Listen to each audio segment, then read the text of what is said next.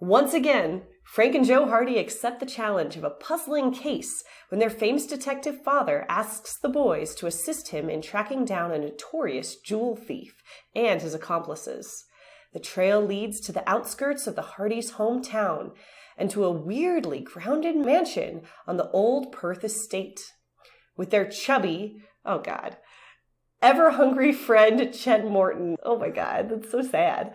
Frank and Joe tackle another mystery, one which has baffled the town of Bayport for many years. What caused the sudden death of Old Man Perth's nephew, who had inherited the mansion when his uncle died? I bet we're going to find out.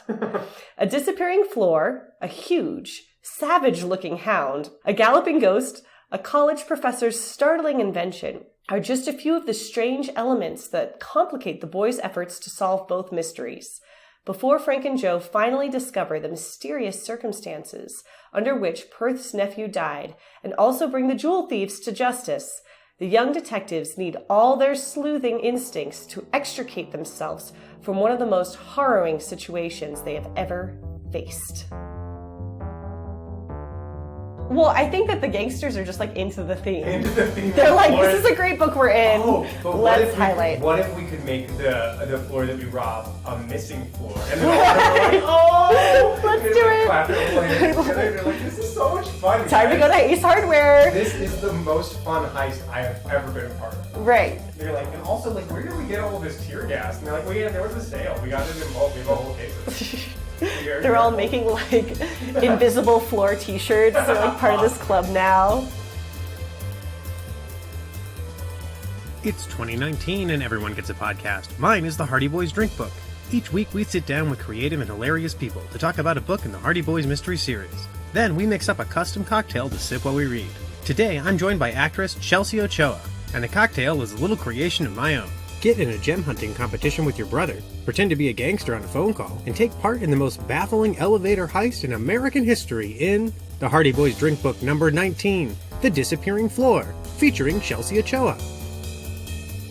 Hey detectives, welcome to the podcast. I'm here with my friend, actress Shelsea Ochoa. Hello. Shelsea, thank you so much for being here. We are talking about the 19th book in the Hardy Boys Mystery Series, The Disappearing Floor. Oh, yeah. So, before we get started, just a couple of things about the Hardy Boys. The Hardy Boys Mystery Series were written by Franklin W. Dixon in the 1920s and 30s. Franklin W. Dixon is better known as the inventor of Fat Camp. He wrote them in the 30s, the 20s through the 40s, and then they were rewritten in the 50s and 60s to be a little bit shorter, a little less racist, I think maybe just a little bit more consumable for a young audience. And so we're reading those editions. Had you ever read a Hardy Boys book, Shelsea? No. What did you think of your first Hardy Boys book? Well, I think I could look at it with like two different mindsets. Okay. And the part of me that was like totally in on the book, I was like, yeah, let's do this. Like it gets to the end and everything gets wrapped up so perfectly. And like we're in this world where the Hardy Boys are just fucking winners. Yes. They're like superheroes. Yeah. They're like living in a fantasy world where if it turned out that this was all a dream, you'd be like, yeah, no crap. Yeah. Like, some of the stuff that they managed to pull off and the ease at which the clues... Well, actually, that's a good way. We can just jump right into the story because the story starts with just immediate action. Like, they're just hanging out and they see a jewel thief. Yeah. That's it. That's how the story starts. Well, and in the beginning, I want to point out that there's an illustration. Yes, some great illustrations. Yeah, in this one. Very exciting. This one says, Frank, the room has no floor. Which is, just a very clear, exciting gateway to our story. A room with no floor. And I was like, is it a 2-story room? Like maybe it's just a room, like a library where if you looked in at one level, there might be another level below that. Just like a mezzanine. Yeah, exactly. He's like, never seen this architecture before. There's no floor. Very confused. But they've been knocked out for hours many times. Yes. Yeah, so the way that the story starts, the boys are just hanging out and they see a man who they think they recognize from their dad's criminal files as a jewel thief and just take off after him. Yeah. Bold They're just choice. Incredibly lucky. Yes. Like every hunch, every time he just feels like looking around the corner. Yeah. Or maybe I'll just open this book. Everything just It's all there. I always think of it efficient. as the Scooby-Doo thing where there's all these books that are all the same color and there's one book on the bookshelf that's a different color and that's the one they're going to walk up and grab because it's the only one that stands out. That's the world they must live in. It's like the criminals are just generously obvious. Yes. It's good that they follow this person though, and he immediately gives up the ruse that he's not a criminal by throwing a tear gas grenade at them right away. Which, if I thought I was being followed, it would take me a couple minutes to be like, all right, I'm going to tear gas these guys, because... The use of tear gas in general, this is a really common thing. There's all these clouds of disorienting smoke that doesn't really hurt the Hardy Boys being thrown at them. I know. Somebody just kill them already. Yes.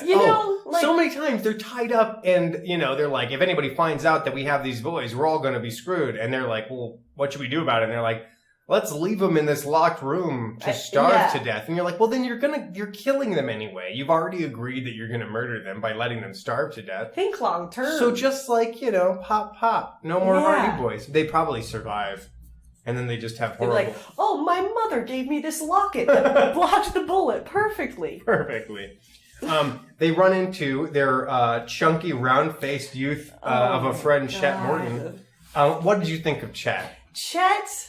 Because people love Chet. I feel for that boy. I mean, when I imagine Chet, I imagine him just constantly having, I don't know what these things are called, but it's like an exercise band that goes around your belly and just jiggles you all the time. Yes, and I just imagine him constantly jiggling.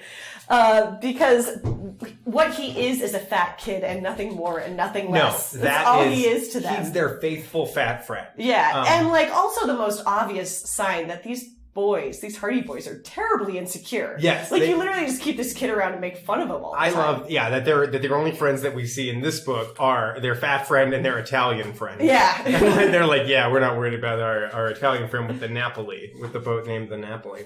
But Chet has a strange story. He was out in the woods looking for rocks and he fell asleep. And when he woke up, he found this weird tiled section of the forest floor that has these dragons and these, sort of ornamental designs on it. And then he heard a ghost. I don't think he sees a ghost. He hears a spook. Yeah, which I love that word. Yes. And a wail from a spook. And he ran away and he takes the boys back to where he found this tile section. Shows some courage on his part. Yes, absolutely. And when they get back there, they don't find the tile, but they do find a passed out guy on the ground. Yeah.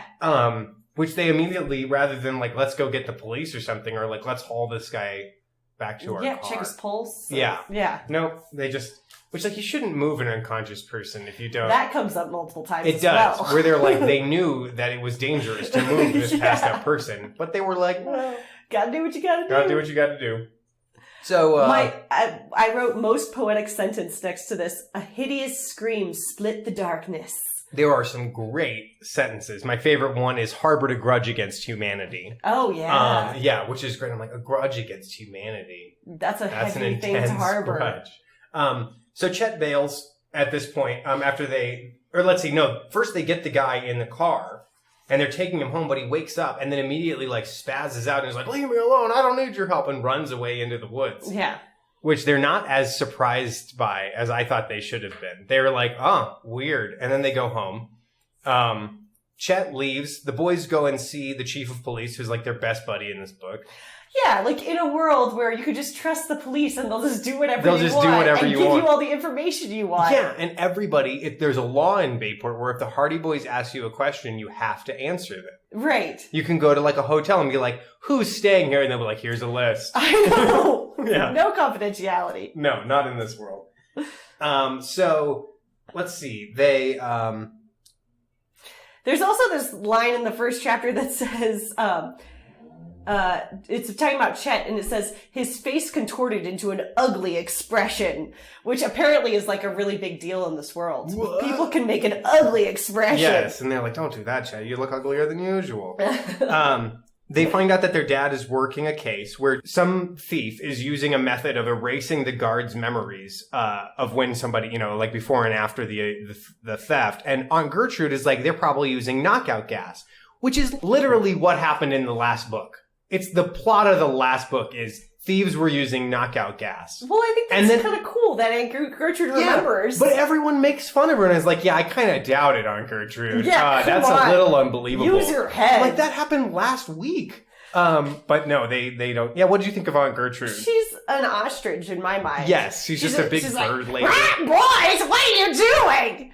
Eat your cookies, boys. Yeah. She's just an awful human, but it makes sense because she's unmarried. Yes. Oh. And that is how she is described the first time we meet her. We always talk about how the women are usually described as like young and vivacious, lithe and pretty, smart, or it's like, beautiful and intelligent and unmarried. Yeah, unmarried. It says a lot. Says it all. Yeah.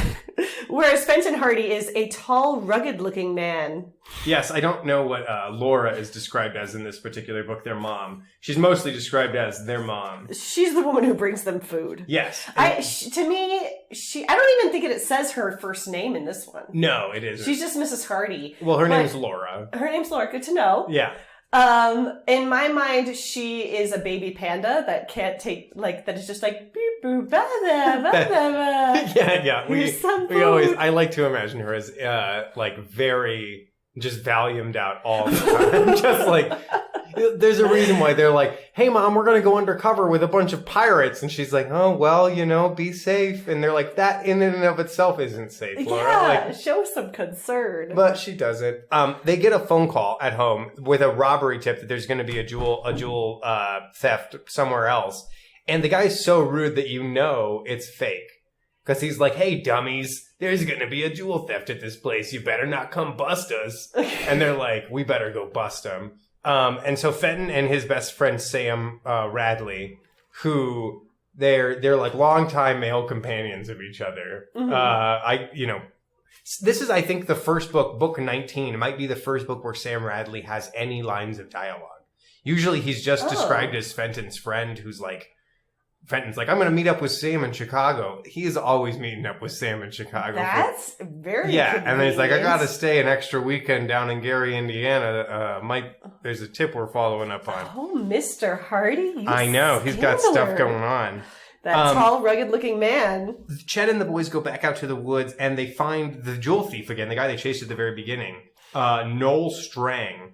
And he holds them at, I guess, you can't say gun point. He holds them at like finger in pocket point out in the woods, and basically tells them to scram. And so they scram, which usually they'd be like, we can take him and try to fight a guy with a gun, but they don't. Well, he is a tall, hawk-faced man with a thin, prominent nose. He is hawk-faced. I wonder if there was. A lot of times the characters are minorities, and they're described in very vague terms, like swarthy is used a lot, but hook-nosed is used a lot. Hawk-nosed has not been used so much, and I think that might be original to the book. But yeah, we get a lot of hook-nosed, swarthy bad guys. They're like, oh god, it's like old Looney Tunes or something. Yeah. All the good guys are pretty. Yes, that's how you know. Frank, so they realize that Frank left his pocket knife at the day before. And you're like, ooh, that's going to come in handy later. Yes, but also like, one, Frank should be smarter than that. Like, why was he not paying attention? Two, it's a pocket knife that has Frank's name carved into it. What did Frank use to carve his name into a pocket knife? What, you never seen a pocket knife that has somebody's name engraved on it? Right, but I just imagine him with with his pocket knife being like, how am I going to... He's just like trying to make it reach. Trying to carve itself. But yeah, so the dummy realizes that he left, that they know that they were snooping around this like area where Chet found the tile. Mm-hmm. It doesn't really matter because everybody knows the Hardy Boys anyway, like on site. Yeah. So it doesn't matter that they left there. I think that's kind of that doesn't matter at all. It is interesting when we learn about Chet and Iola. Not Chet and Iola, Callie and Iola. That's the like sisters. Right after this. Uh-huh. And they found some jewels, I guess. Yeah. They were just out walking around looking for cool rocks in competition with Chet. Right. What? Like, I can't believe Callie is so, one, patient of her brother, who's obviously lame. But He's very capable. I mean, I just imagine him just like rolling down the hill as this like ball of I'm gonna lard. find some rocks. Oh, God. But also, like, these two girls are dating Frank and Joe, and then Chet's also just there. Like, he's Poor constantly Chet. the fifth wheel. You know what, Chet? You're gonna grow up. You're gonna get out of this awkward I phase. know, you're gonna leave Bayport. Yeah. You're gonna And do you're something. either gonna become a serial killer or you're a gonna very be a successful, millionaire. successful inventor or something, which is just a job you can have now in this world. Oh, definitely. Inventor. The girls' eyes sparkled with excitement when they found the rock. Yes, but they were like too Sparkly. high or something to remember where they found a freaking Yeah. amethyst. They're like, I don't know, we just got home. We were like, hey, one of these is a gem. Yeah. They're like, you didn't notice that at the moment when you picked it up? I mean, yeah. And They're- ultimately, their function in the story is just to be the people that have a problem to solve. Yes, They're like, they don't "Oh, do much else. We're here to present a problem. Goodbye. Thanks, Hardee's. While they're talking about this jewel and looking at this amethyst, they find the Chet family farm, or their barn is on fire. Yeah. Just- And then the mom is like, what do I do? Do I call the police? And I'm like, you're the adult in the room, ma'am. Like, Exactly. Also, take control. This is your farm. Yeah. Like, you should know, oh, God, there's an oil fire in the barn. Here's the things we do. Right. But she just panics. Yeah. And then when they get the fire put out, they come back inside and the amethyst has obviously been stolen because that was a distraction. Mm-hmm. There's a lot of weird stuff with phones in this book where, like, Mrs. Hardy calls the Chet farm to let them know that Tony called to try to find them, rather Yeah. than Tony just have her being like, they're at the Morton farm, call there. So there's this Right. weird, like, circle. So then the boys are like, oh, well, let's go find Tony.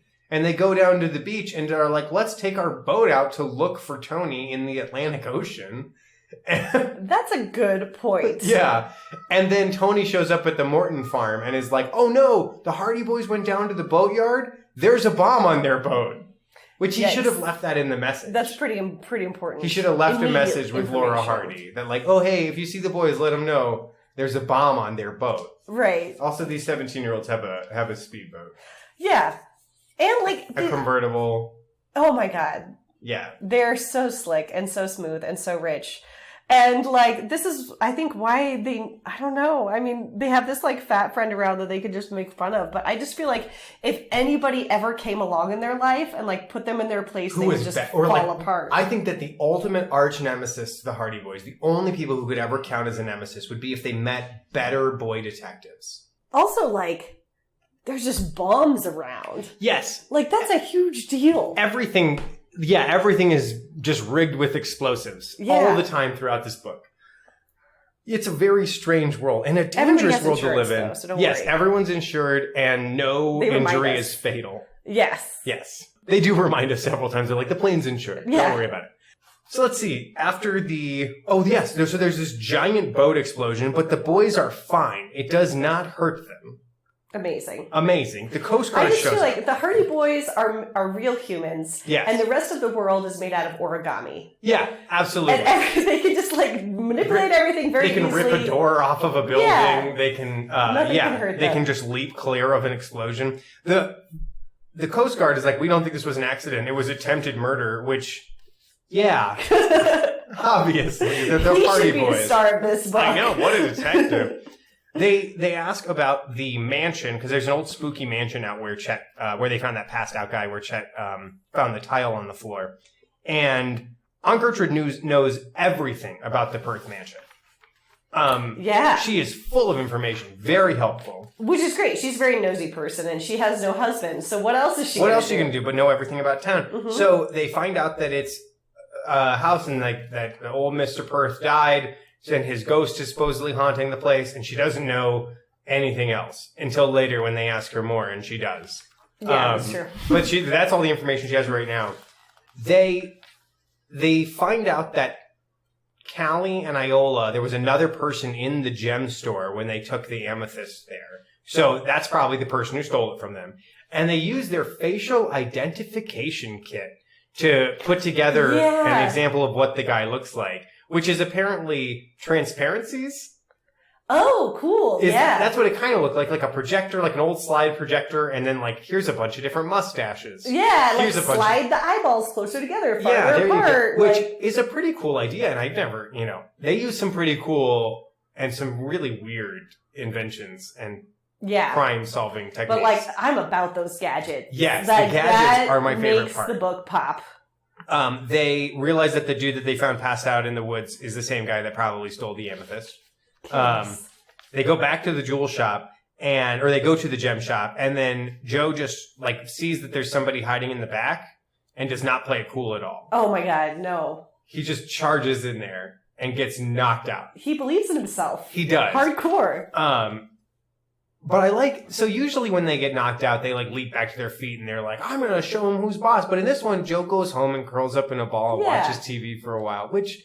That's nice. That makes sense to me. Yeah. That I can relate to. Yeah. At this point, Frank has been finding out about the mansion, and he found out that Old Man Perth's nephew moved in, but a few nights after he moved in, the servants came in and found him on the floor with his skull bashed open, which is really gory for the Hardy Boys. Yeah. But they use the term skull bashed open, or skull broken open. I can't remember what the exact phrase they used. Let's see, and he whispered the floor before he died. Yes. Which, good thing he had last words. Like, he hung on long enough to say any last words. The floor. I assume most people don't. I mean, I guess everyone has last words. It's just how long they happen before you die. That's true. Because... I mean, the moment could have used a death rattle. Yeah, absolutely. I'm sure it had a death rattle. I hope so. They go back out there. Oh, they decide, like, very clearly that they're going to go break and enter into this mansion. They bring tools and flashlights to just go break into a place that they're not supposed to be. I just love how confident they are that they're going to break into this mansion. Yeah. They're like, they don't have any hesitation. They're not like, we're going to see if there's anybody out there who will let us look around. They're like, we're going to go break into this place. Do you have any examples in your real life where you have been, like, courageously stupid and it worked out like that? I mean, worked out. No, I didn't find, treasure. Yeah. But, like, I didn't get in trouble. Sure. But never where I've been like, I mean, I guess where you're like, we're just going to go out to this place we know we're not supposed to be in, and we're going to go in there anyway. But it's not when we think that there's jewel thieves. No. It's, like, much more everyday. Yeah, like, we're going to jump this fence. You know what I mean? Yeah. Or something. It's not so much like, we're going to jump this fence where the mob is meeting. Right. Which is what these boys do. I've been doing a lot of trying to get on rooftops this summer. Awesome. Sneaking around through alleyways and seeing what I can climb on top of. It's a lot of fun. Yes. And I would say it's like a 1 in 15, 1 in 20 success rate. Yeah. Of like the amount of times that you actually attempt. And there are some roofs that are like not as well guarded as you would think. So I feel like in my own way, I'm like a Hardy Boy. Yeah, absolutely. But again... You didn't know there were jewel thieves up there. Yeah. Yeah. Just like people sleeping in the alleys. Yeah, which is fun. So they see this like ferocious dog that has glowing eyes and it snarls at them, and they go to leave, and then they're like, wait, no. We'll all be a moldy dog biscuit, he gasped. The hound sure looks real enough to bite your head off. So they have like Halloween-style... scary animatronics outside of this haunted house. Like, somebody must have put in like a month of work to build something like that. Yeah. What an odd choice. They're like, and we'll use like a ghost dog. Yeah. That'll scare them. I'll be like, you don't think that'll make people more curious about this place? There's a dog with glowing eyes. You're kind of drawing attention to yourself. That's going to get people out here. Same thing with all the ghost stuff. Where you're like, the last thing you want to do is make people think that this place is haunted. You're going to get ghost hunters out here with a bunch of different TV shows being like, the old Perth Mansion, and the jewel thieves are going to have to hide down. Kids are going to think it's a haunted house on Halloween. Yes. Actually, I just got these tickets to like a haunted house. And my friend was telling me that he thinks that it is one of the most likely places. Like, if someone was going to be a serial killer, it would be a great place to do it. Sure. There are multiple episodes of multiple, like, weekly crime shows where a person is murdered in a haunted house. Because it's like, then there's a dead body in there for a while, and they're like, that dead body's just part of the haunted house. Exactly. Guy running around with a knife. Oh my God. Yep. All right. Don't go to haunted houses this year. So back to what we were talking about. So they were at this scary mansion. They find out that the hound is actually electrically charged too. So if you touch it, you'll get electrocuted. Dude, so fucking cool. I know. It's such a great invention. They don't put things that will electrocute you in haunted houses very often. Or like, if you touch this thing, it'll electrocute you. But You they should. should tip your friends off. I on guess. that. And they look into the mansion, and they see that they're looking into a room that has no floor, which I immediately thought, like, dun. mezzanine. But yeah, I guess there's furniture, like, bolted to the wall that doesn't have a Seems to be floor floating. under it. Yeah. Yeah. So I guess it is a disappearing floor. Well, we're about a quarter of the way through the book, so let's check in with our bingo. Oh, yeah. And see, you can go grab your phone if you need to. Oh, you're all wired up, so I'll grab your phone. Is it sitting over there, or is it in my purse? It's in my purse. Okay, great. So let's see what things we've gotten so far. 1 second. Do. Man, I have Fenton Hardy. That's your free square. So I got that one. I am trespassing. I have trespassing and a ghost. Attempted murder. Oh, definitely. There's that. The sleuth. Yep, that's the boat that got blown up. Oh, I have that one as well. Awesome. A trap. I don't think we've had a trap yet. Well, I mean, I would say that the dog. I mean, that's more of a booby trap. yeah, though. it's more of a warning than I a guess that's sneaky true. trap. I'm not going to count an animal because there wasn't actually an animal. A swindled old person? Does that come up a lot? It happens a lot that an old person is being tricked or stolen from or being used for a crime, which there's a little bit of that later. Yeah, that poor guy. It's true. Yeah, not a lot yet. Mrs. Hardy leaves the house. Oh, come on, that's not going to happen. She and Aunt Gertrude go to a friend's house at one point in this book. I have a big star in it because it so rarely happens where they're like, Mrs. Hardy and Aunt Gertrude were at a friend's house. And I was like, what? Oh my God, that's right. Yeah. I was very happy for I'm her. so glad she I'm always has happy when friends. she gets out of the house. One time she went to a movie. I was Good for I was her. thrilled. Yeah. Respectful use of Spanish. It That's so happens. funny. It happens more than you'd think when the There's- Hardy Boys speak Spanish very clearly and not in a way that's like, me llamo Joe. Right. They speak fluent Spanish and they use their Spanish when necessary, which is weird. It does come up later as well. That's right. They do. Yeah. I think it's inaccurate. But I think it's okay. inaccurate as well. We'll get to that. Let's see. So let's move into chapter 6. The boys, they find a coin, like a token out at the house. And I guess it matches the pattern on the tile from Chet Right. or something. It's those coins didn't mean anything in the book. Do they? They kind of get revealed in the end as to who dropped it. As to who dropped it, sure. Yeah. But we already knew that guy was around. So anyway. Yeah, it I don't doesn't really add to the story. They find this ghost, or they see the ghost moving around. Right. And I wrote, I'm going to run full speed towards something that is potentially dangerous, said the person that has never experienced harm. Yes, absolutely. Well, I don't know if I saw a ghost floating around, I might try to tackle it just to Good be for like, you. You're like, well, let's see what it really is. Yeah. And if it pulls me to hell, then I've learned something. Right. YOLO. It turns out that Fenton, that obvious trick phone call was obviously a trick, is a trick. And Fenton is not actually, there was no jewel theft, but there was a jewel robbery somewhere else. This, again, also happened last book. They were like, there's going to be a robbery at this museum, and Fenton flies there, and then they rob a different museum. Because they know Fenton is at the one that they called about. And Fenton keeps falling for this.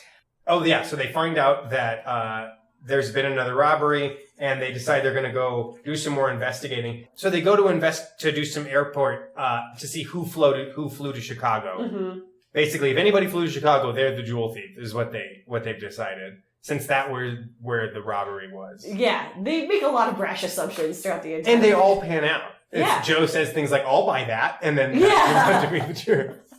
Sure. I'll buy that. If it's plausible, then it's what happened. Yeah. They talk to their friend.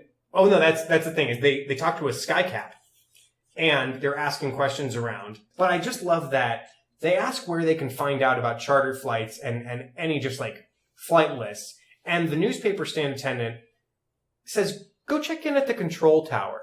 The control tower is the place where they would be able to give you that information. Right. So they walk over to the control tower, and I was like, are they just going to walk up the control tower and be like, hey, cool, and we're going to learn a lot about that? But instead, they just run into their friend who's the pilot, and he's like, I'll go to the control tower for you. Right. Yeah.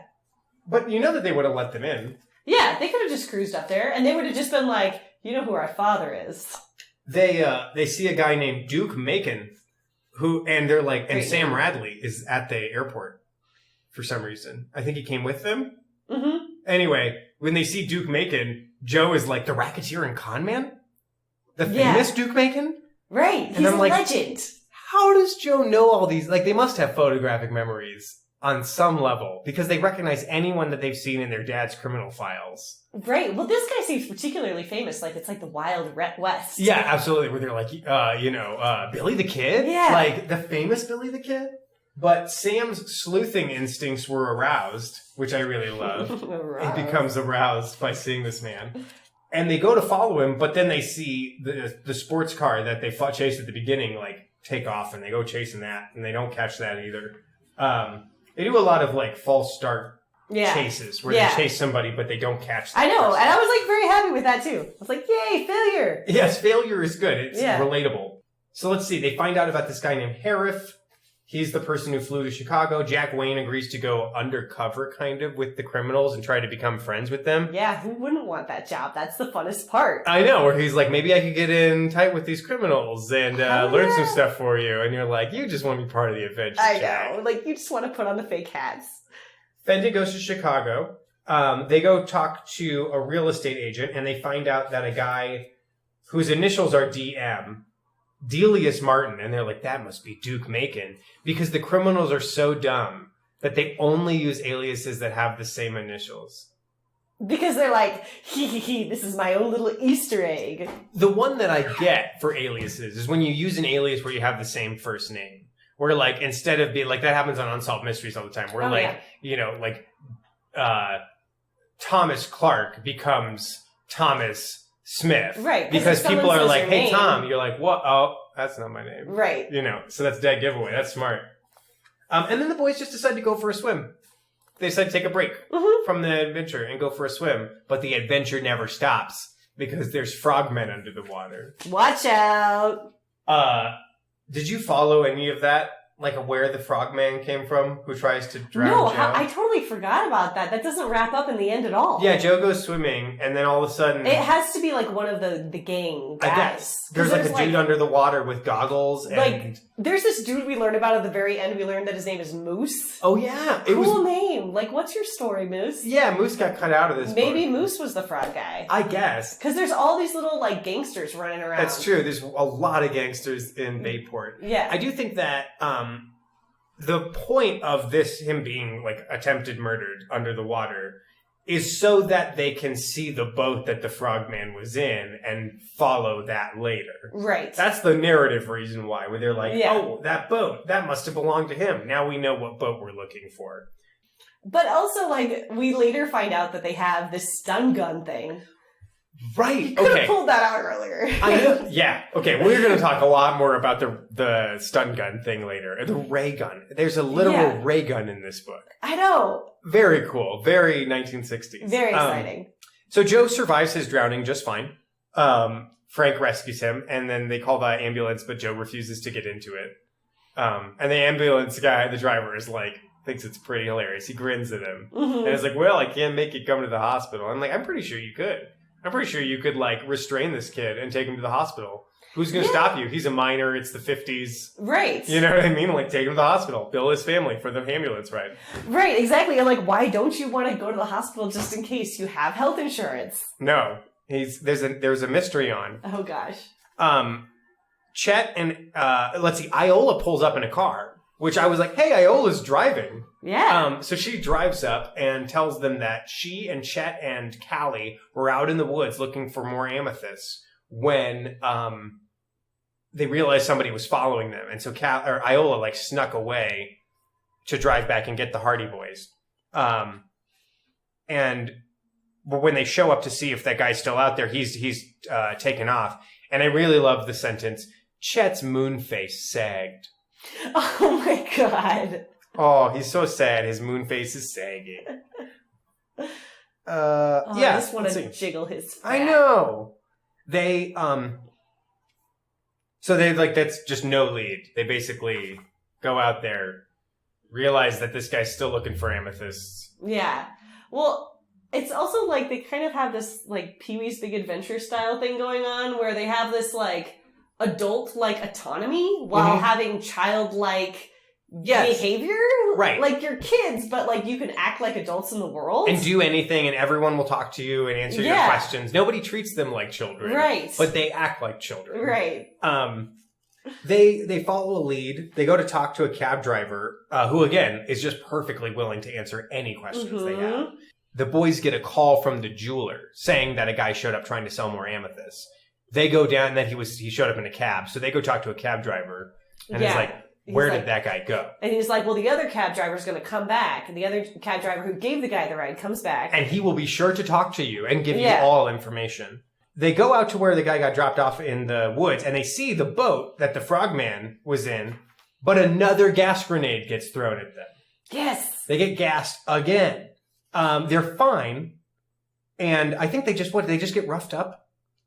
Yeah, they're just like disoriented. And then they go home again. Like, I don't know what's going on. At this point, they just keep going out to this mansion or going out to the woods, getting tear gassed, and then going home again. And they're like, okay, try again tomorrow. Yeah, they don't give up. They find out about the professor. Who is apparently the guy who's living at the mansion, the person who owns the house? Wait, hang on. So we're in Secret Cruiser chapter? Secret Cruiser, yes. Yeah.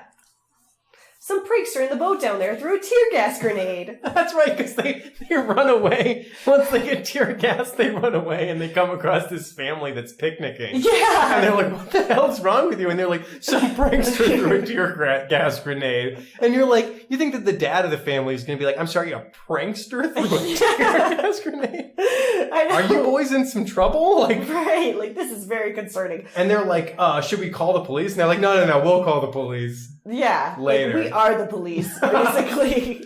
Don't you know who we are? Don't you know who our dad is? And then they just drive home glum. Like, you think they would drive home being like, holy shit! We were just attacked. They've had way more exciting experiences.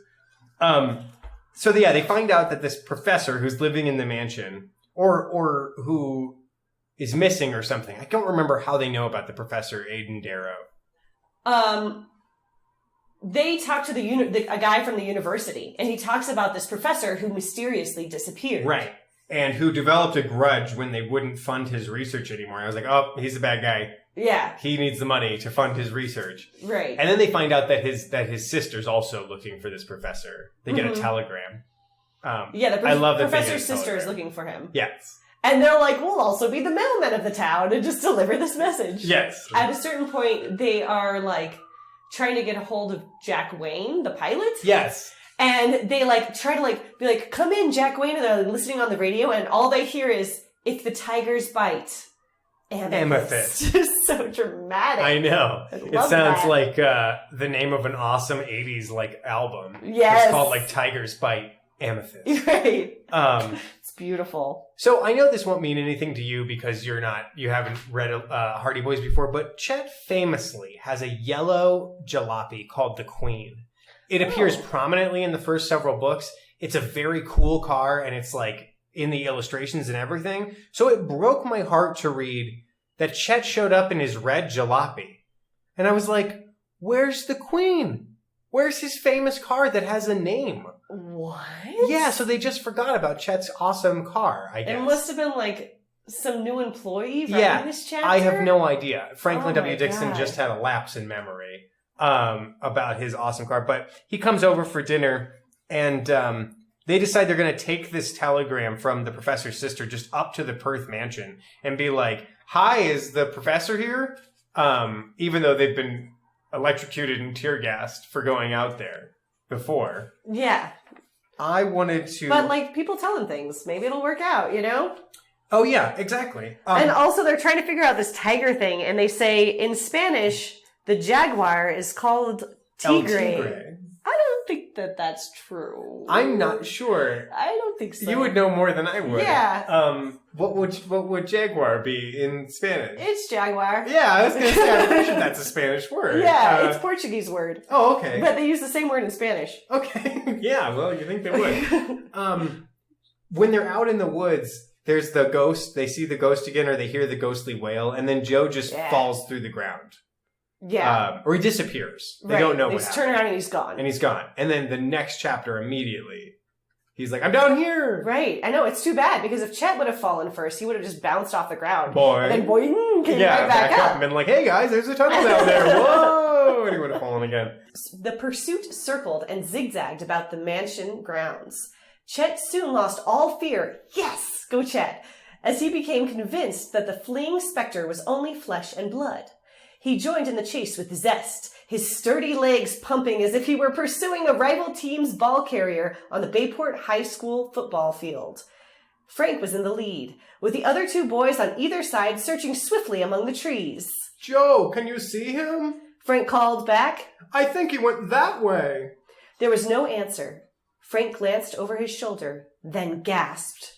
Joe had disappeared. Yes, I love that. That's so great. I love Chet being like, oh! Yeah! And just tearing into it. Also, are ball carriers real? Well, you think they'd be like, it seems like like a person who doesn't know anything about football. That's what I was thinking. I was like, that's sounds like a word that I would say. Yeah, that'd be like, and the ball carrier who has the ball. They'd be like tight end or whatever. I don't know. Wide receiver. Like the man who does the kicks. The kicker man. Yeah. So they find out that Joe has fallen through where the tile floor was. It's trapdoor, which I kind of guessed right away that it was covering something. And underneath it is a tunnel. And so they go into this tunnel. Well, first they agree one of them should stay outside alone in the woods. And the other two should go into the tunnel to the building where the criminals are. Yeah.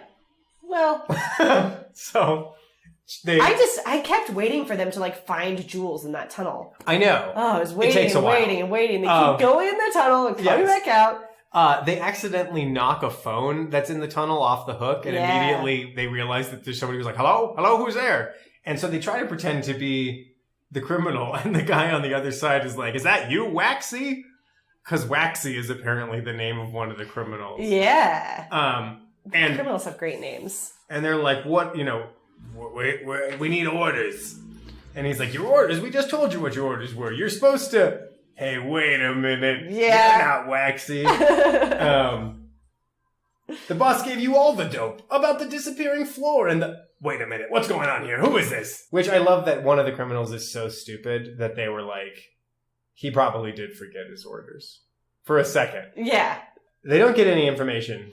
They just run home, right? When I read this, I just feel like at some level, everybody knows they're in the book. Yes. Or that this is all some... Did you ever read or see a movie called The Brothers Bloom? Oh, yeah. It's like one of those where all of this adventure is just an elaborate, ruse. It's these are all actors, and it's an elaborate performance with these crazy set pieces, and it's just Fenton being like, all right, guys, and then they're going to show up at the mansion, and I want you to be like, scram, boys, and then, and then we'll try to lead them. I'll be there dressed as a ghost, right? And they'll chase me, and we'll try to lead them to that tunnel. Oh my god, yeah, maybe Fenton is the lead criminal. That's a long-running theory in the Hardy Boys Drink Book, is that Fenton is actually a criminal. And that he just uses the boys to run interference against other criminals. Yeah, because it does often seem like the Hardy Boys know that they're in a book. Yes. Oh, very much. Their fearlessness. And there's even a reference where they're like, just like last week in insert title of book. Yes. We did this. The boys eat a meal. So this, page 92, a note propped up on the dining room table explained that their mother and Aunt Gertrude had gone to visit a neighbor down the street. Wow. They went all the way down the street. All the way down the street. Good for them. So the boys get apples and milk from the refrigerator and eat that as a snack. And I think that sounds like a gross combo. Apples and milk. I feel like some people behind this that are the Nutrition Alliance of America. Yes. Slipping some money to the Hardy Boys Foundation being tell people to eat apples and milk. And later they don't even eat pie a la mode. They run out of the house before they can, leaving Aunt Gertrude sputtering. Yeah. Well, they don't want to end up like Chet. Oh my god. Right. Can't believe you said that. Let's see, they also, trapdoor, this is tunnel obviously phone. Before compost was a thing. Yes. That's okay. We'll let that That's go. okay. They didn't know. It was a different time. Yeah, it's a different time. They find out that they get another tip that the Haley building has been robbed. And I want to say that I'm really happy with the way that the anonymous tip plays out later. Yes. The anonymous tip. It makes sense. It does make sense. For how little this book makes sense. That does make sense. Well, let's check back in with our bingo and see if we've made any more progress there. I don't know if I will have. Diving. Yep, I've got diving. Great. Well, yeah, okay. No gunfight. No gunfight. No horse chases. Yeah, horse chase would be cool though. Red herring. Maybe later. Maybe. Though I guess the fake tip that Fenton got was a red herring. Yeah. So we can count That's that. True. Mrs. Hardy leaves the house. She did. Yes. A plane ride where nothing bad happens. No, that's not going to happen. They go to check out this robbery at the Haley building, and I found this very obvious what had happened, but they act like it's a tremendous mystery. Basically, they find out that a delivery guy came with a parcel of diamonds to deliver to a diamond merchant. The security guard took him up to the level. He went to the office. He dropped them off. He came back and he took him downstairs. Then the gemologist comes down and he's like, I never got that package. Nobody ever came up to my office. And the security guard's like, yeah, I did. I went to the 5th floor. Or I went to the 6th floor, whatever it is. 5th floor. Yeah, I went to the 5th floor to where your office was. The guy got out. He got back on. He came down. Right. And then they get the messenger back later. Yeah. And he's like, yeah, I delivered the package. We went up there. Let's go up to the 5th floor. And they go up to the 5th floor and he's like, this floor is weirdly different. Yeah.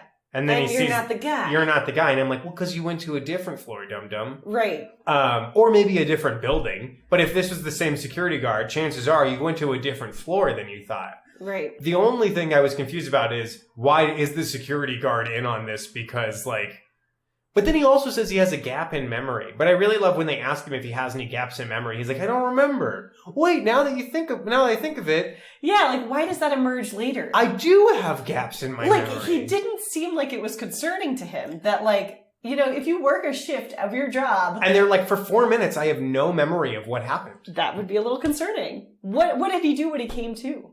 Yeah, exactly. He jerked awake and was like, oh, I must have dozed off. Yeah. Standing up at my job. Weird. And I'd go to the doctor if that happened to me twice in one day. Yeah. That I blanked out for several minutes. Yeah, I think it was 20 minutes. Oh my God. And can we say what happens? Sure. So he gets shocked by this laser gun. Ray gun thing. And also just shock the motherfucker with the jewels and take the jewels. I know. These people are just so artistic about the way they're committing theatrical crimes. way of doing it. You find out that the guy's delivering the jewels. You get him as he's leaving the cab on his way to the building. Yeah. You just zap him and take the jewels. So simple. And then he'll be like, I don't remember what happened. And they'll throw him in jail and he'll probably spend the rest of his life there. It's if you have, I imagine an artist with some dot on a painting in an art museum. And they're like, yeah, but I did this with a very by smashing little eggshells and placing them one by one. And I'm it looks like a fucking die. Yeah, it's just a die. You could have done that with just a paintbrush. Right. So you're the dummy, and we're the dummies for looking at this.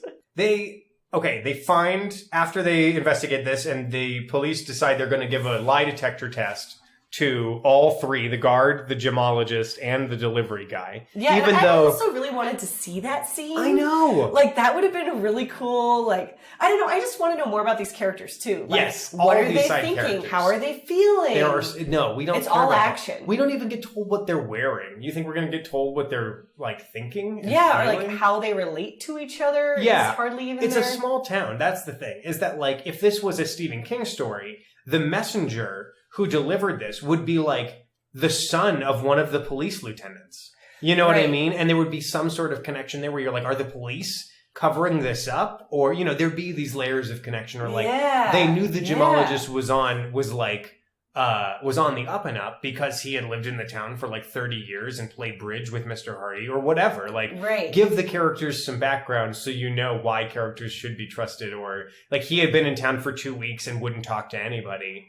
Everyone in town was aware that he was that there was something up with this guy. That makes you know something about this character. But instead they're just his name was Muggsy. Yeah. That says a lot. Yeah. The only person who really knows the details of who these is paying attention to the humanity of these people is Gertrude. Yeah, who seems to know everyone in town and how they're related to each other. Their nieces and nephews, all that stuff. Which is great. She needs something to do. Yeah. Peeping through the blinds all the time. They decide Now, what is it? They decide that Tiger's Bite might actually be a place. Which is like a huge leap. Well, Chet's like, I always have trouble tying a rope on a bite, which is, I guess, a line, you know. Like, Yeah. But they're like, but it could also be the name of a place. Ding, ding, ding. Maybe it's a place. Let's go ask Clams Daggett. Great name. Best name in the book. Why didn't we get more of Clams? I know. I love that guy. Clams is apparently a ferry. He runs a ferry, or is he a fisherman? He's a retired ferryman. Yeah. Smoking his pipe. Who hangs out around the airport, it seems like. Or maybe down by the docks. I think they meet him down by the docks, yeah. And his name is Clams Daggett. And they're like, do you know where Tiger's Bite is? And he's like, yep, absolutely I do. It's exactly in this place, many miles south of us. Draw you a map. Yep. Very helpful. I know. Like, he did provide so much information, but, like, I want to know the story of how he got his name. I know. Clams Daggett. And he's like, oh, like clams. Yeah. Probably just like him so much. Yeah. Talk about him all the time. They go to the airport, and I really like this moment where it's Mr. Harriff, the guy who they were like, think he flew to Chicago and he might be involved in the jewel theft. Yeah. But rather than like try to be sneaky or try to watch him to see if he does anything suspicious, they just obviously photograph him and then illegally assault him. Yeah. I love that. They take a picture of them and he's like, go up in his place too. Yeah, they get up in his his face, they take a photo of him, and then when he's like, you kids get out of here, Frank puts him in a judo hold and flips him over. And he's like, I'm going to call the police, which he should. Yeah. And they're like, fine, maybe we'll talk to the police about Tiger's Bite. Yeah. And then he just like totally gives up the ghost. He's just like, oh, sorry, boys. I didn't realize, I just was a little startled. Thought you were going to rob me because you came in here and beat me up. Right. My bad. Don't call no, cops don't need to come. And they're like, all right, if you change your mind, we'll be down at the seashore talking to Clams Daggett. See, like, I feel like this could be the moment where the Hardy Boys start to turn dark. Where they're like, let's just beat the crap out of this guy. I'm tired of waiting for this mystery to pan out. And they're probably slowly starting to think at this point, like, I would be a better criminal than these criminals. Yes, like, I'm so much smarter than them. I know all these crime tactics. You wonder if they're being groomed by their father when he's really good at it. But that's a tricky proposition because he's put all these highfalutin ideas of morality in their head. So maybe when he tries to turn them, it's got to be a gradual turn. But, like, the best criminals have that mindset. Yes, where they're like, I'm guys. actually doing the good thing. We're robbing from the man to give to the poor person. Well, mostly to us, but also a little bit to the poor person. Yeah. Well, I'm the poor person. All to me. Yeah. And also, like, they'll know, like, how the cops act and everything. They'll be so set. I can't wait. I want to read those stories about the Hardy Boys crime novels. Yeah. Where they're the criminals. Three-fingered Hardy Boys. Three-fingered, scarred up, broken-nosed Hardy Boys. They show their hands. So they make it clear that they know about Tiger's Bite. Yeah, and then they're like, we're going over here. Yeah. And then when they go to, they go talk to Clams, and when they get done talking to Clams, they realize that their car is being rifled through by a guy who's digging through the glove box. Yeah. They get in a car chase. Get him. They throw, like, Inspector Gadget style tacks out of the back of their car. It's like something out of Wacky Races or like the Little Rascals movie where they're racing and they're like all like using tricks on each other. Yeah, totally. It's like throwing a banana peel out. And then when they get out of their car because the tire is flat, they get attacked by 3 men in gas masks who gas them. Like, all the Hardy Boys need is just a gas mask. Like, they carry with them at this point. They gas like 5 times so far, and they don't know that they need to have even just a wet handkerchief. Just be ready. But they get also like up. Go to the gas salesman maybe. Right, and be like, hey, who's buying stop selling tear gas in our town. The police should have tabs on the tear gas salesman. Yeah, totally. They get mugged and they get their camera taken away, their like little lapel camera that they had. But it's okay, it's insured. Everything's insured. Yeah, everything's insured. And we find out after the bad guys don't like kill the boys or anything. They just rob them and leave. And they steal the camera, but Joe had already taken the film out of the camera and put it in the glove box. Clever Joe. He had a feeling that that's why he'd be a great criminal, because he's like, yeah, oh, they want us to chase them, don't they? Right. I'm going to take the film out of this camera real quick. I think it'd be funny if he ruined the film taking out of the camera, like forgot that it was going to be exposed. I see that happening in real life. Whoops. But not in Hardy Boys. Not in the Hardy Boys. But they also, like, find each other, and then they hold hands, and they run away together holding hands. I love that. It's very masculine. They don't have any qualms about holding hands and running. I love the photo, or the illustration. I'm sorry, this is a little past where we are, but it's like a 109 of Frank just throwing the dude down. God. Yeah, he's got him completely in the air, and is just, like, throwing him hard on his back. You know it's going to knock the wind out of him. Oh, dude, yeah, that's pretty hardcore. Things are definitely building up. Yes, they're getting a little tired. Yeah. They're like, we're 120 pages through the book. Can we get this wrapped up, please? Yeah, more and more violence is happening. They go out to Tiger's Bite, which is this island. Wow, and once they're on the beach, they see this little cabin, very similar to a thing that happened in the last book, where they're stranded on a beach and they see a little cabin. It doesn't happen exactly like this, though. The boys advanced cautiously to reconnoiter the cabin. Suddenly, they were startled by the sound of a plane engine revving up along the bight. A moment later, the plane soared into view among the trees. It's Sky Happy Sal! Frank yelled. The craft was heading seaward. To the boys' astonishment, it banked and circled sharply, then came swooping in low, straight towards them. The pilot cut the motor, and the Hardys caught a fleeting glimpse of Jack Wayne and another man in the plane's cabin. Jack waved to them frantically. Don't go into that cabin! He shouted as he was, like, about to die. I know. The pilot gunned the engine, trying to work up flying speed again, but the plane dipped and went into a stall. He's going to crack up! Joe yelled. An instant later, the boys heard a terrific impact and the crash of crumpling metal. I love this scene. He sees the boys on the beach, dive bombs them, and then tries to shout a message from them from the airplane. I imagine that they couldn't hear anything. And also, like, the canopy is open? Like, what is happening that he's my God. Don't go in that cabin! He just passes them, and then like, just crashes right into the ground. It kind of, I imagine it like, you know, when there's a car accident and everything goes into slow motion? Yes. It's like that, but his voice is in, like, regular speed. He's like, oh, hey guys, by the way, don't go in that cabin! And then he tries to pull up. Like, I love that he killed the engine as he was approaching the ground, and then tries to start the engine again. You're like, no, man, it's too late. You killed the engine. But, like, the crash of crumpling metal, that's good. I like that. Good. I really like that sentence. It's like the airplane's made out of aluminum foil. Both of the people in the plane are fine. One of the guys scrambles out and is scrambling all over the ground, clearly looking for a gun. The other, no, he goes flying out of the plane. Yeah, that's right. He is, like, shot out of the plane, and then later is, like, just standing up looking for a gun. He's thrown, like, 30, 40 feet. Oh, my gosh. Onto the beach, and then he gets up and he's like, where's my gun?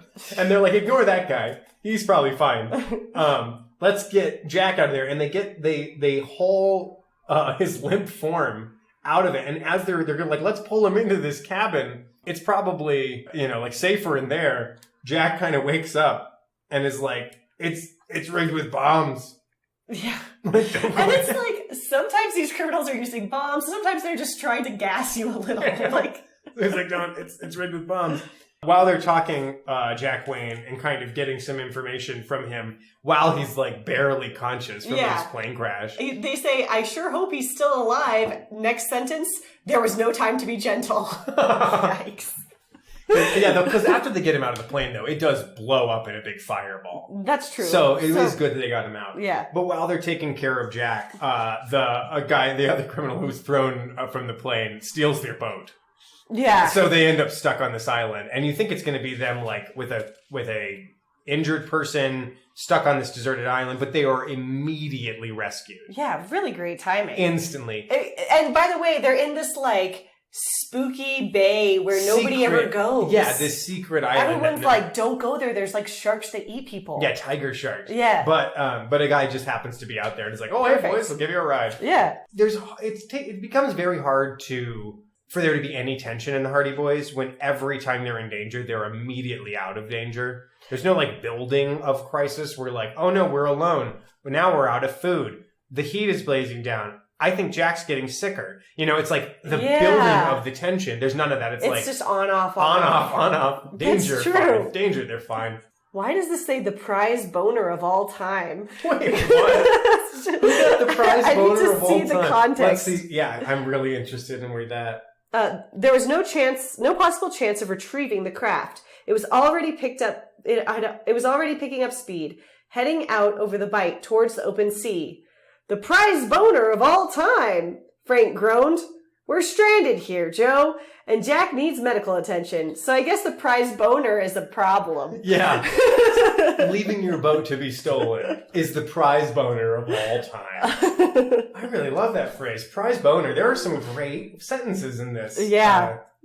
Well, they get home, from being rescued. Oh, they take Jack Wayne to the hospital. They find out from Chief Colleague that everybody passed their lie detector test. Yeah. And so they go to talk to the watchman again, the guard, and they're like, and this is what we were talking about earlier. They're like, do you have any gaps in your memory? And he's like, not that I remember. Wait a second. Yes, now that I think about it, even for just a moment, I do remember that there were 2 gaps of several minutes in my memory where I must have fallen asleep. Yeah. So they stunned him, and then they went in and rearranged the wires in the elevator. I have got to talk about this on page 130. So I'm just going to read. Joe glanced eagerly at his brother as their convertible pulled away from the curb. Let's hear your theory, Frank. Chief Colling says the lie detector test shows that all 3 people involved are telling the truth. Frank began. The watchman, the messenger, and Mr. Tiffman. So, therefore, Frank continued, we can assume the watchman did take the messenger up in the elevator, but not to the 5th floor. And O'Banion did deliver the gems, but not to Tiffman's office. Now, wait a minute, Joe said. If O'Banion didn't take the diamonds to Tiffman's office, where'd he take them? To an office on the 6th floor, or possibly the 4th. How do you figure that? The watchman blacked out twice. Frank replied. During that time, someone could have tampered with the elevator controls and also with the office numbers. Joe frowned.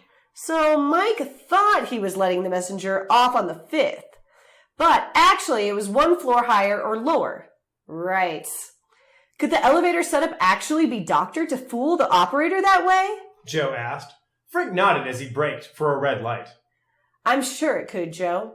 That elevator's a push-button job with solid doors. Not an old-fashioned cage with a manual control. Oh, shit, this book is outdated. A smart mechanic could make the elevator stop at the wrong floor just by switching a few wires beforehand. What? And the person inside wouldn't know the difference, even the watchman himself, unless he timed the ride. Okay, so we can stop there. It goes on and on. Like, Frank explains what they did over and over again. Again, all pretty much like a hunch. Yeah, he's like, what if they switched the wires around? And you're like, is that how elevators work? And he's like, I guess. Yeah. Maybe. We're going to say, yes, it is. Yeah, like, I'm into the idea. I even would understand. Well, no, I don't even understand that. I was like, did they switch, like, the little, like, the actual numbers? That would make more sense to me, too. that Like, you'd hit 5 and it would actually take you to floor. But it seems so elaborate. They were able to, so rather than just rob the guy who was delivering the gems, right? They knocked the guard out, snuck in, tampered with the elevator, right? Then let the guard think he was delivering it, as a person played a gemologist, and then they knocked him out again and re-tampered with the elevator. It seems like the most elaborate. I hope that they did re-tamper. I hope that they were like, we're gonna clean up our mess. Put it back. Put it back. They want to get rid of the evidence that they were there. So I think they do. The crooks could have had duplicate nameplates made up beforehand to match the ones on 5. So they even put up nameplates on all the doors in the hallway to make it so the guard would think he was on the right floor. Some pretty fast work. So elaborate. When they could have just stunned and robbed the delivery boy. Or think of the fun possibilities too. You could stun the guard, pick up the guard, and drop him off in some random building room. In a different outfit. Decorated. In a different outfit. And then he wakes up and he's like, what just happened? I'm Why going am I crazy. in a luau? Yeah. Oh, that's great. I really like, they find out some more. Oh, they're like, okay, so how are they doing this blackout trick where they knock everybody out? Right. And because it can't be the gas they've been using the rest of this book. Right. And they're like, well, maybe that's where Professor Darrow comes in. Maybe he invented a machine for them. Perhaps he's even trying to work off a grudge against society because no one would back his research. Or he may have been brainwashed. And I'm like, you're giving this guy a lot of benefit of the doubt. But I like that he thinks maybe he just hates everyone and wants to invent a paralyzer ray for criminals now. Yeah. I mean, that happens. Yeah, exactly. Where people are like, you know what? I've been a contributing member of society for my entire life, but now you won't fund my research, That's so right. off to supercrime. Fuck you, fuck you, fuck you. I feel like that happens a lot with, like, bad guys in superhero movies, where they're like, my research needs the funding. And they're like, well, I'll just have to rob a couple of banks, and then I'll have the funding. And you're like, no one at the university is going to ask where you got the funding. And what are those big bags with money symbols on them over there in the corner? Like, well, and like I get the impression that the professor like believes in his cause a lot, and yes. like wants to help the world. And how can he be so smart and so foolish at the same time? well, we'll talk a little bit more about the professor in a little bit. All right. So they say that now the riddle has three answers. The riddle of the missing floor. It could have three answers. It is 1, the phony numbered floor at the Haley building. 2, the hinged tile summer house floor. Or 3, the invisible floor at Old Man Perth's bedroom study. And I'm like, probably 3, the one that is actually a floor that is missing. The other 2 are not that. Well, I think that the gangsters are just like into the theme. Into the theme They're of like, floors. this is a great book we're in. Oh, but what Let's if we highlight. what if we could make the floor that we rob a missing floor, and then all of them were like, oh, Let's and they do like it. clap their little hands together. They're like, this is so much fun, Time to go to guys. Ace Hardware. This is the most fun heist I have ever been a part of. Right. They're like, and also like, where did we get all this tear gas? And they're like, there was a sale. We got it in bulk. We have a whole case of it. Be very They're careful. all making like invisible floor t-shirts. They're like part of this Awesome. club now. Private It sucks that we Facebook can group. never wear these though, because like people will know we're criminals, and they're like, "But will they?" Yeah. We'll just tell people it's a band. They get home and they're having dessert, and Tony and Chet show up, and they found the sea cat. The sea cat is the boat that the frogman was in. Mm-hmm. So they found the sea cat. They decide they're going to go out to this dark and creepy cove, which I guess is by the mansion. I don't know. Oh no! They just go out to this cove. They use their dad's radio signal sender, which to track this boat in the dark, which is like a ring of metal that they click on, and there's this woo, and then as they turn it, if it's pointing the boat, it's like woo, and they use that sound to track the boat on the open water Very and follow cool. it. Very cool. I Great didn't choice. understand it. That was weird. The light just went out. Oh, it was that light. It was that light. Okay, I thought it was like a street light outside. Anyway. But I love the weird invention. They've never used this tool before. It would have come in handy lots of times. Yeah. When they've been like out in the fog and they're following a boat and they can't find it. This would have been perfect. And they so end up. they're following the radio signal coming from the boat, right? Or- Can they also like eavesdrop on people's phone calls? I have no idea. I couldn't tell if they were tracking the radio signal of the boat or if they were just sending out a radio signal, and where the boat was, there was a dip because the boat was interfering with the radio signal. So they were able to track that like lower tone. Like echolocation kind of deal. I guess. Like It was bounce very back. weird and very poorly explained, but I thought it was still pretty cool. And they end up just back at the damn mansion. Don't Yeah. they? Like when they follow the boat, They they just follow it end down up to the mansion. like, we could have just gone out here. They see the robot dog again. Yeah. Um, And Frank had to clamp a hand over Chet's mouth to prevent the stout youth from shrieking. Right. It's like every time we mention Chet, we have to mention that he's fat in this book. It's just a mechanical spook hound to scare off people like us. And like, well, it succeeded with one person as Chet like tried to like not let them know he peed just a little bit. Yeah, the fat boy announced. Yes, the fat boy announced. It's so the narrator is actually one of the cruelest people to Chet. Yeah, in one that's book, true. they had to scramble through this little hole, and the narrator said the hole was large enough for a normal person to crawl through, but Chet got stuck. And you're like, Oh, a wow. normal person. Oh my. I feel like the author really has issues with this. Like, Yes. they They're need to like, talk he's a through fat fatty. And that's, Yeah. and everyone needs to point it out to him or he's never going to learn. this. Yeah. Yeah. They chase the ghost. They see the ghost again. They chase him. The ghost is running towards their car or a car. Yeah, and they're in the middle of this like battle with the ghost at some point. Yeah. And then Chet remarks, pretty solid for a ghost. And then Joe says, not as solid as you. Not now, Joe. There's not time for this. He's now really. Oh. When they find out that the ghost, when they catch him, after they fat shame Chet just one more time. Yeah. They find out that the ghost is the guy who stole the amethyst. He's the guy who was passed out in the woods at the beginning of the book. He's the guy who dropped the coin. The guy who dropped the coin. And at first, he's like, just let me go. And they're like, well, we're going to call the police on you. And he's like, well, okay, never mind. I'm going to talk for the next 4 pages. And this ghost gives them so much information. Yeah. So he's not working with the criminals, right? He's like his own deal.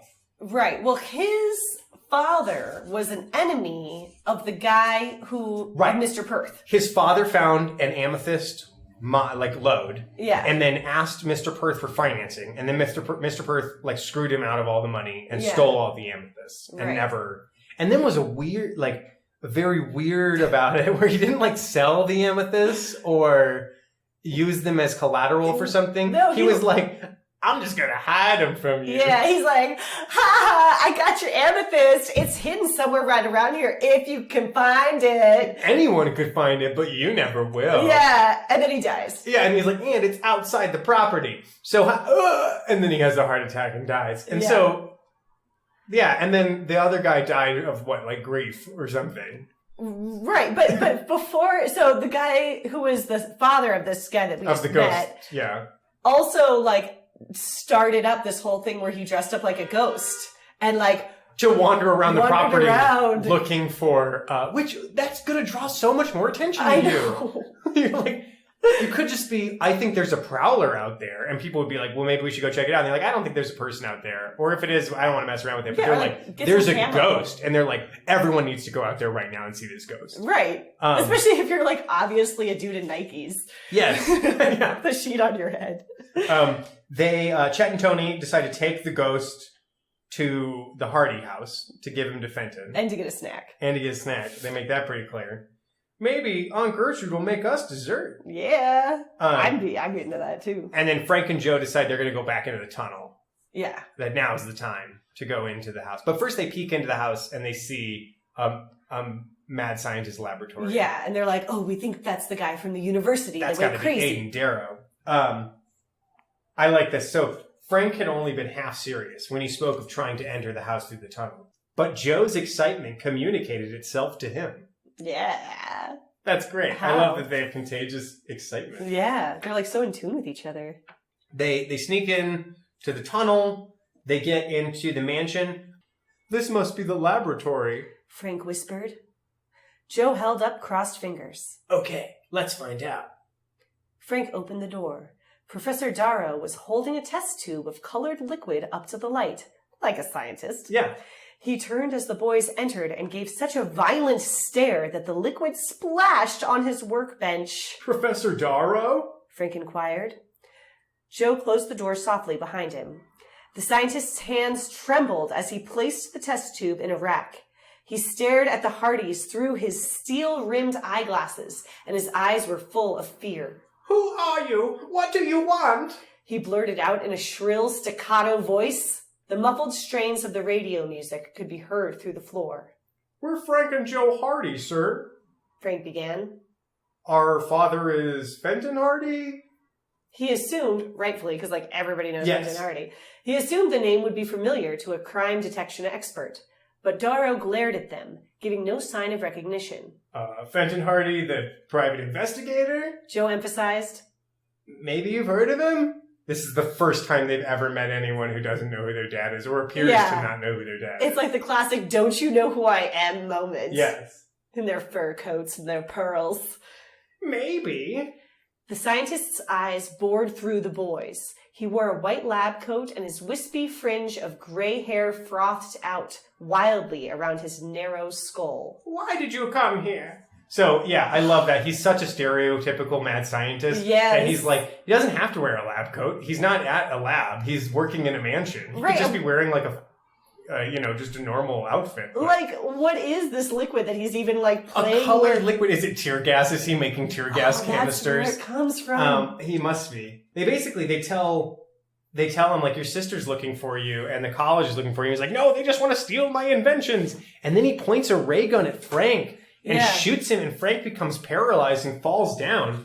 And then the crooks show up, and Yeah. Joe runs away, and it all goes crazy. Oh my god, this is the most exciting part. It's so much like the Scooby-Doo, though, where they're running indoors, and the bad guys are running indoors after them, and then they're running out of different doors, and like they all are missing each other and stuff. Because the mansion is apparently designed as like a big labyrinth of doors. It's very much a big maze, and Joe is hiding behind curtains, which Yes. is so cute. And listening to them Classic. like give exposition and the crooks explain like everything that they've done.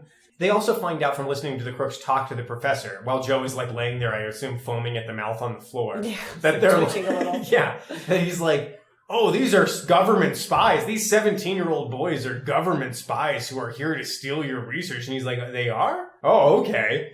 Oh my gosh. I know. Poor Mr. Darrow. Yes. Professor Darrow is just like lost in his own Yes, fear. he's clearly like has early onset Alzheimer's or something. Yeah. He's being taken advantage of by these criminals who's convinced him that everyone is out to steal his inventions. Also, like, with the level of, like, being able to convince people of things that this... What's the bad guy's name again? Strang. Noel Strang, the jewel thief. I feel like Strang could just, like, convince so many people to just give do things him for gems. him. Yeah. Like, why does he have to involve all of this? He could Find just some, like, lonely old rich women. Yes. And just take swindle all some of their old people. stuff. That happens a lot, actually. So. Joe manages to kind of get back to Frank's unconscious body and wake him up once the criminals are out of that room. And he's fine. He's not, there's no lasting damage. But the crooks, as they're trying to get out of the house or like sneak out, one of the crooks sees them. And all the crooks have handheld versions of this big paralyzing ray. This is amazing technology. Yeah, it's awesome. And I love that we find out that the mad scientist wanted to use this invention for the greater good.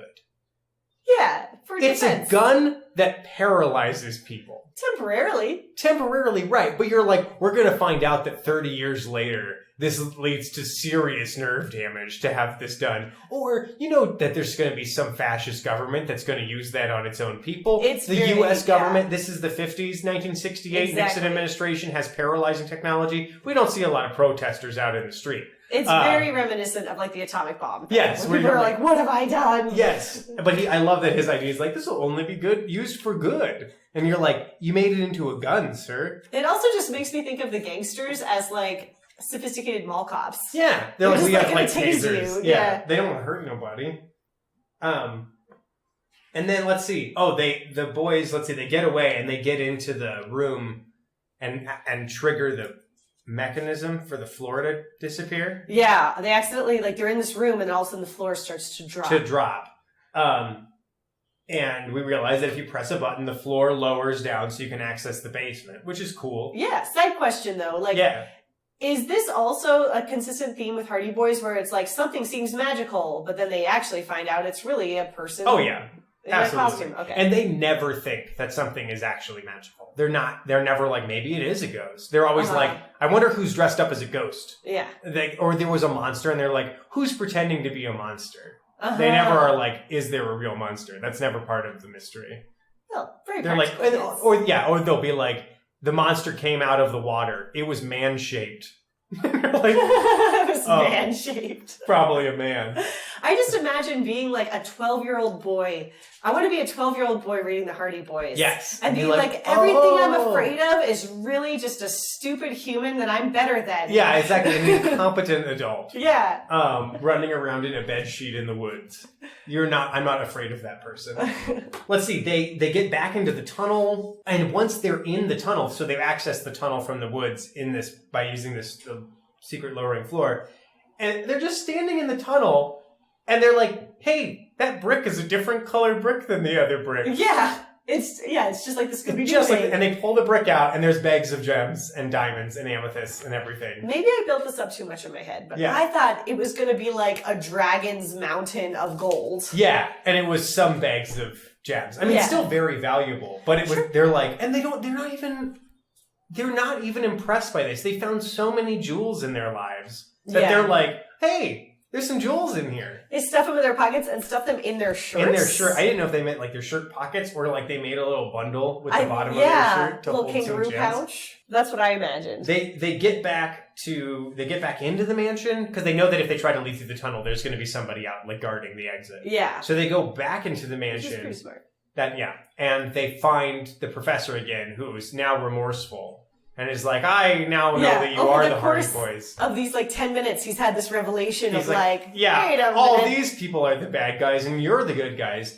And they're like, do you mind if we use this phone to call our dad so he can come get us? And he's like, sure, go ahead. And then they use the phone and they hear a laugh and then the phone ends. And then the professor is like, oh yeah, my phone is tapped, by the way. Yeah. And they're like, well, will they know which phone was picked up? And he's like, yes, I think there's a sensor or something that tells them when I pick up the phone. And they're like, well, then we have to leave right now. Right. But they're too late. The crooks with portable ray guns, which this is the first appearance of ray guns in handheld ray guns in the Hardy Boys, so that's a pretty big deal for me. It is a big deal. There has been amazing inventions that could shatter glass with a beam of light, but never paralyze a person. And then the boys get tied up, and the criminals do the same thing they do in every Hardy Boys book.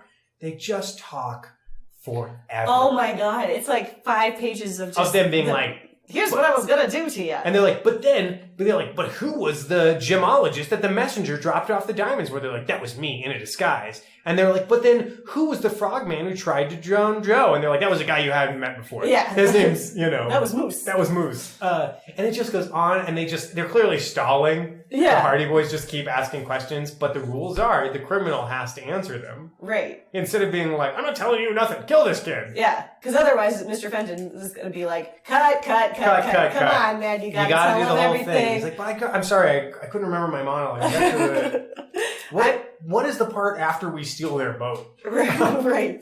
I'm in a murder mystery show, and we have the big explanation at the end that unveils everything. And you can just see people in the audience's eyes light up, and they're like, I knew it! I knew it! Yes, and so that's so happening to the Hardy Boys. As the crooks are telling the Hardy Boys all the answers, Professor Darrow plugs back in his ray gun and blasts all the crooks. Except for Strang, who's fine. And then the boys, I love the order of events of this. They punch him into submission, so they beat him to a point where he is incapable of moving anymore. And then which arguably could be worse than being shot by one of those ray guns. Absolutely. They've beaten him to a pulp, and then afterwards, Darrow's like, I should hit him with the ray gun so he's paralyzed, so he doesn't try to get away. Yeah. And they're like, oh, should we have done that first? Right. Before we beat him into a bloody pulp. And they're like, God. and so to be there lying on the ground, barely conscious after being pummeled by these two super it's all strong gonna work boys. out because the bad guys are supposed to be ugly. So when he's all deformed from and then you see the mad scientist be like, zap, and then you're paralyzed. And so, and then I just also want to point out that when they're running from the bad guys, they ran wildly up the steps 2 at a time. Yes, and also skipping steps. Yeah. I would have caught the front of my toe on one of the steps and fallen face first, up the stairs. Yeah, and been like, oh no! I'm not as competent as the Hardy Boys. My inner 12-year-old boy loves that imagery. Yes, of them leaping up the stairs. I'm gonna think about them when I run 2 steps up the stairs. But then the book ends with Chet and Tony and Fenton all arriving to save the day. Mm-hmm. They all agree to split the proceeds of the reward for the stolen gems. Yeah, they help, because the poor guy in the ghost costume also has a sick wife. Yes, a sick wife. Just oh. Who can you imagine a sick wife in the hospital being like, where's my husband? And they're like, he said he's going to go find some gems. Yeah. And then it's all going to be okay. And she's like, oh God, tell me it's not the amethyst thing again. Yeah. He's been talking about this for years. He's just been looking for an excuse. And now he's like, honey, it's a foolproof plan. I dress up as a ghost and go out in the woods. Yeah, I'm going to find him one day. I'm going to die. Oh God. Yeah, and that's the end of the book. They decide to give some of their money to Jack Wayne so he can get a new airplane. He's like, don't worry, she was insured. And they're like, yeah, but you can trick out your new plane with some cool stuff.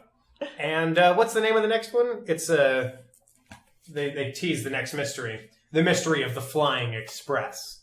Ooh, which I will hope be it's the next one. tricked out new plane gets involved. That would be cool, but Yeah. that seems like a little more continuity than the Hardy Boys are known for. Mm. All right, well, that's the end of the book. Let's check in with Bingo one more time Yeah. and see if any of us got a bingo. I don't think I did. The boys did get tied up, and there was a reward. So I do have those, but I would need a submarine and Nazis to get that bingo. Yeah, if I had Nazis, I could have a bingo. Man, it's rare that you're like, I wish there was more Nazis. There weren't any plane rides where bad things didn't happen. Every time somebody got in a plane. There was no cult, but I would like to read the one about the cult. Yes, there was an Aztec. There was an Aztec cult at one point. And then the last book we read, there was an island that had been taken over by a guy who was like a pirate king. And he had kind of turned the native people into a cult to worship him and into slaves. And the boys led a slave rebellion and overthrew this like tyrant who had taken control of the island. Oh my God. Are you serious? Yeah, it was pretty freaking cool. This is like a Tuesday afternoon book. I know, this is like Hardy a stolen Boys. Bicycle adventure. Oh I know. my God. I think this one was great because it had ray guns and a mad scientist and a ghost. Those things were really fun. But as far as your first Hardy Boys, like what are your, so I didn't get a bingo. Did you get a bingo? No, but I have on my bingo card a made-up country. Do they make up countries sometimes? They do. They'll go to made-up islands in made-up countries in South America a lot. Central America is all made-up countries. Oh, that's so funny. Yes. I do get a gang with a gimmick because I feel like Disappearing Floors is their gimmick. They managed to tie that bizarre theme into a lot of the elements of their crime. Cool. Well, this was super fun. Yeah, thanks for having me on. A really weird adventure with a lot of the great staples of the Hardy Boys. So you were just talking about how you were doing a murder mystery show right now. Tell me a little bit about that. It's called Dinner Detective Murder Mystery. It happens at the Embassy Suites Hotel in downtown Denver. And it's really fun. We get to fuck with people a lot. It's highly improvised, and one person solves the mystery at the end of the night and gets a prize. Oh, that's great. Like one of the attendants. Yes. Oh. It's a 4-course meal. Oh, great. So you come in, you sit down, you don't know who's an actor and who isn't. Right. And then throughout the night, people drop clues and you hopefully solve the figure mystery. it out. Well, that's great. How long does that go? It's an ongoing show. It's been going for years. Great. Well, then definitely check it out. What and it's called? What is it again? Say it. It's called The Dinner Detective. Dinner Detective, and it's at the Embassy Suites. That sounds awesome. What else do you have going on right now? I am in a group called Soul Stories. Okay, that's right. You're well known for your storytelling. Yeah, and so Soul Stories is this group. It's a community group that puts on events that bring together dialogue and storytelling. Excellent. I'll put links to that in the show notes for the show so everybody can track that down. Cool. Great. Well, thank you so much for being on the show, Shelsea. It's been so much fun. Yeah, thanks a lot. Okay.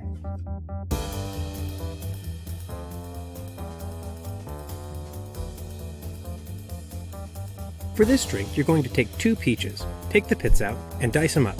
Then you're going to throw them in a blender with 2 mint leaves and an ounce of simple syrup. Fill chilled champagne flutes with the puree until they're about a third full, and then top off with some nice cold Prosecco. Garnish with a little bit of mint leaf. I like to call this drink the Champeach Mint, and I have a feeling we're going to be hearing a lot about it over the next couple of months. The Hardy Boys Drink Book podcast is produced by Jack and Charles Webster. It is a part of the Panelism Network. Our graphic design is by Kristen Holstrom, and our music is by Danny Overby.